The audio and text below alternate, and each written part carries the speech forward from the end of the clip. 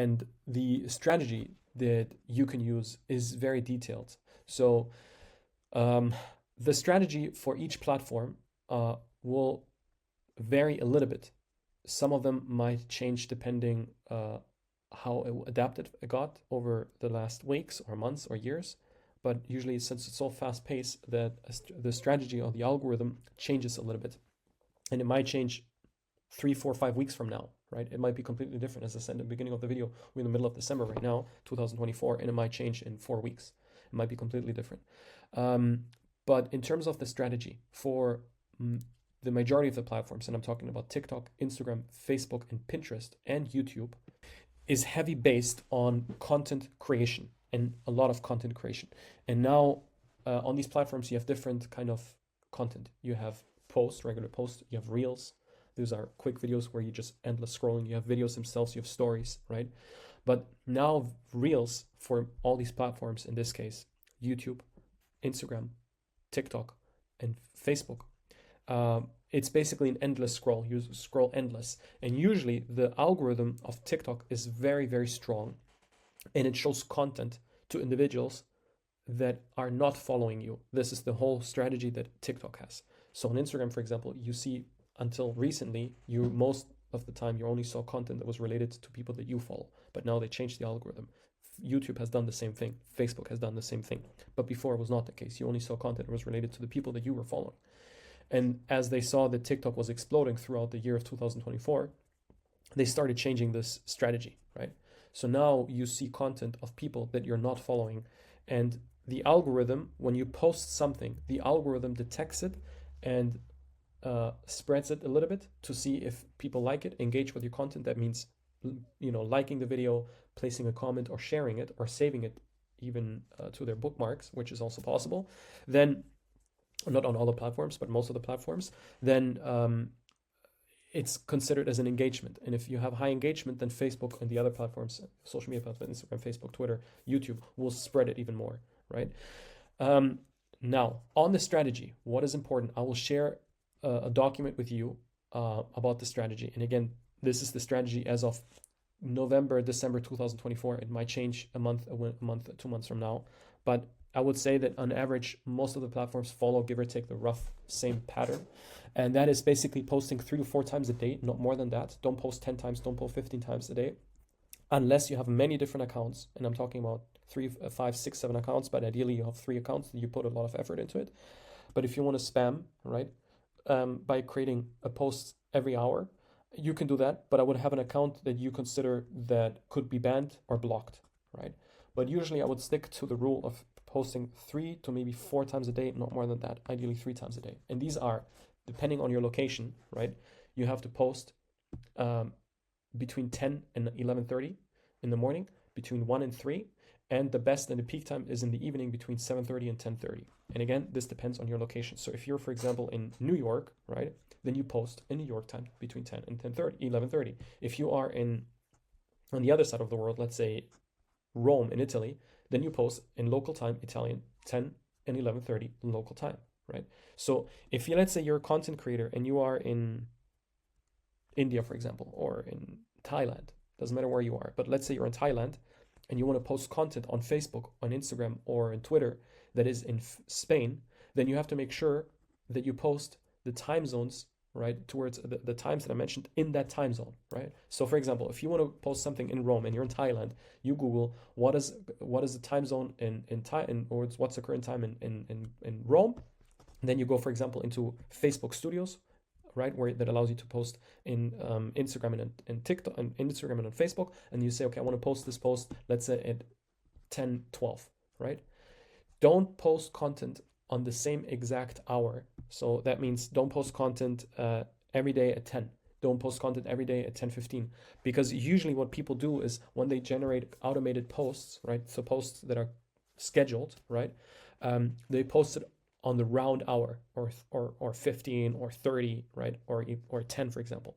So that means 10:15 or 10, 10:15, 10:30, 11, or 10:45. Never post on a round number or basically on the numbers that I mentioned, because people are too lazy to change the time when they schedule something, right? And let me show you an example. So this is Facebook Studios. It's called Business Facebook. The domain, the link is business.facebook.com, right? It's basically Meta Studios that allows you to create content, and you basically have, for every business, you have a different tab and you see different options here. But if I want to post content now, right, I can create a post, for example. And if I create a post, I can schedule it for later, right? I'm just typing something, finish later, publish on Facebook, no. And you see here, date and time.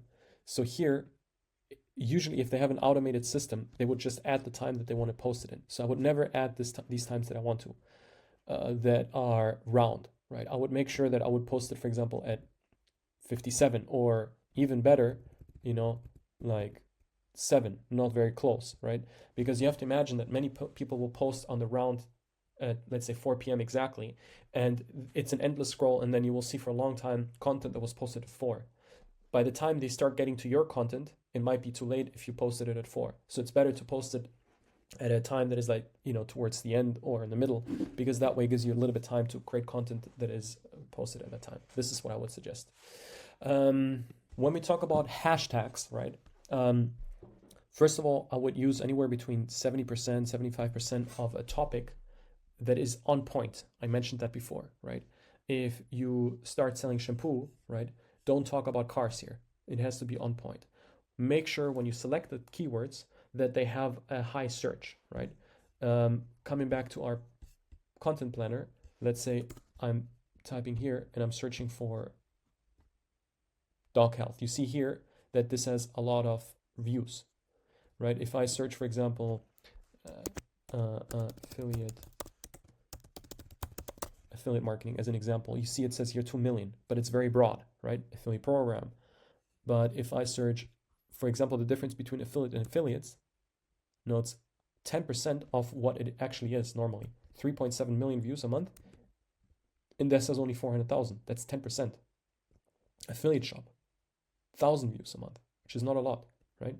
So you have to make sure you use the correct keywords related to your posting, and make sure you use 70% and use variations of those, right? Like I said, affiliate program, affiliate system, and so forth, right? In our case, let's say we stay on this topic, we sell beauty products, then I would speak about beauty products, and you say shampoo cleaner, whatever the case might be. Search for relevant keywords, right? Hashtags that are related to the post and related to the topic. When you record a video and you speak with your voice, remember that the softwares of these platforms can read the audio, so they describe the text. They can read the audio, see what you wrote, and they will see if it fits the video, because their machines are incredibly smart. They can see if you record a video of a shoe, but you talk about shampoos, it has nothing to do unless you talk about shoe shampoo, right? Or cars. So make sure that everything relates and it fits, because you also don't want to lose the people. You have to also use a hook, which is something I'm going to come to, right? And make sure to watch these videos that I shared with you, and watch other videos and follow other channels. Make sure that you watch videos that have a sample, that are basically in the same category, and have a lot of views, and copy what they did, exactly what they did, right? Make sure you use the same description. When it comes to the hashtags, as I said, 70%, 75%, something that is specific to your post, and 20%, 25% could be a broader topic, right? Cosmetics, or maybe affiliate marketing, because you talk about affiliate in this post, right? But don't go over that. Now, when it comes to TikTok, right? And again, you should play around with that a little bit as well for the other platforms, Facebook, Instagram, and so forth. Since Facebook, Instagram, and YouTube are copying a little bit the algorithm that TikTok has right now, I would try to stick to that and see if you can use it for both platforms. TikTok right now likes long form content. And when you create long form content, you have to make sure that long form content that is basically close to 60 seconds or 60 seconds, not 45 seconds. 50, 58 seconds, 59 seconds, 60 seconds, 61, 62. But if you use TikTok, you can time it. And there's an option that you can record a 60-second video, and it's exactly 60 seconds long. That is considered long-term content. Make sure that you aim to have 50% of viewing time or more, right? 50% or viewing time or more. And the rest is short-term content, right? That is basically under 15 seconds, right? And here you have to make sure that you have a viewing time of more than 70%, right? And of course, engagement. So for example, you will see a lot of videos where they will talk about, it's very fast paced. So every couple of seconds, content will change. You see, they have graphs and images popping up. Of course, it's time consuming to create that. But again, there's so many different tools that allow you to do that, either with CapCut, which is a free tool that you use when you use TikTok, right? And when you create a video, it also saves it to your camera roll, which you then can use again to post it on Instagram and on Facebook and on YouTube and even on Pinterest. Because again, it's free, so you don't have any watermarks. It allows you to do many of these tricks. You can also do the same thing with Canva. Again, it's free, right? So create fast-paced content and make sure to use content that is that has every 2-3 seconds. It has something, some buttons, some animations, some sounds. But again, make sure to it is the video is tailored to the right audience, right? If the video is fast-paced, it's good for audience that is younger. If you create content that is for 50-year-old, you can't have fast-paced content because it's too fast for them, and make it short. Ideally, the attention span is very short. That's why, again, short-term content, and again, long-term content is not that long if you compare it to back in the days how these videos used to be. But again, TikTok and Facebook, TikTok content that is under 15 seconds should be watched over 70%, and content that is over 1 minute should be watched over 50%. And that's why every 3 to 5 seconds you should change something. You should have a change scenery, you should have sounds, animations, and so forth. Make sure that you have a hook, a call to action. Hey, did you know this and this? Okay, this is a hook, right? And there's many different videos that speak about the strategy and hooks and so forth and how you can use them. I'm not going to go too much into detail right now. And call to action says, hey, basically buy this. Please give us a like. Follow me for more. Comment in the comment section below. Don't give too many call to actions. It's too much if you give 3 or 4. You usually have for per video only 1, maybe 2, right? If you do long-term content, you can have an action and a call to action in the beginning and a call to action in the end. But if you ever do a 15-second video, don't have 5 call to actions, or just 1 is enough. If you do more, it's too much for them and for the viewer, and they won't follow up. Again, I mentioned about don't do mistakes by mixing topics, right? So don't talk about cars when you talk about shampoo unless it's related to, washing your car and there's a car shampoo, right? But at the end of the day, make sure it's related to the content that you're posting. One other good example is carousels, right? A lot of people love carousels. Facebook and Instagram have it. LinkedIn has it as well. TikTok has it as well. Carousels are very good to engage users. Again, it has to be engaging and people, going through it. If you have 10, it's too much. Usually 3 to 5 is the sweet spot, right? 3 or 5 carousels. And we on our page, we have a carousel. This is a carousel where you have basically different options, different text. In this case, we only have 3, right? But this is a carousel. You can add carousel with videos and voiceover, so it's engaging. So there's many different options what you can do. You should go once a week, ideally live, maybe twice a week, to communicate with your audience and speak to them and answer any questions.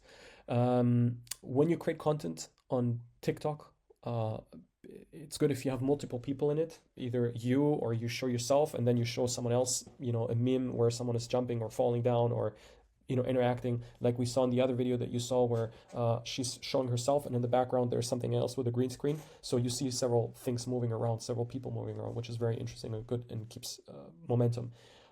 Reaction videos is something that pushes a lot. Again, there's different trends that you can follow. The trends are important on TikTok and on Instagram, using specific sounds that are trendy, using specific tools that are trendy within the apps. Like I said, green screen is very trendy.